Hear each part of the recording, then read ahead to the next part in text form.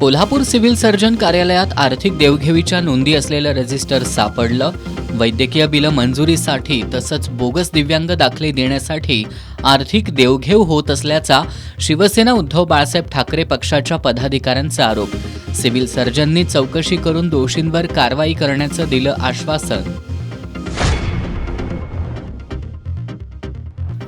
चंदगड तालुक्यात वन्यजीवांचा उच्छाद. वाघ, हत्ती, गव्यांपाठोपाठ अस्वलांचा वावर, वन्य प्राण्यांचा मुक्त वावर स्थानिकांची चिंता वाढवणारा. कर्नाटक सरकारकडून मराठीची गळचेपी सुरूच. शिवसेना ठाकरे गटानं कर्नाटक सरकारच्या निषेधार्थ कोल्हापुरात कर्नाटकच्या बस रोखल्या.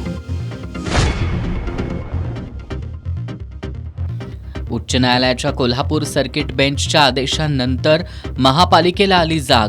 आज शहरातील काही फुटपाथवरील अतिक्रमणं हटवली. आणि सतेज कृषी आणि पशुपक्षी प्रदर्शनात 4 दिवसांमध्ये तब्बल 11 कोटी रुपयांची उलाढाल.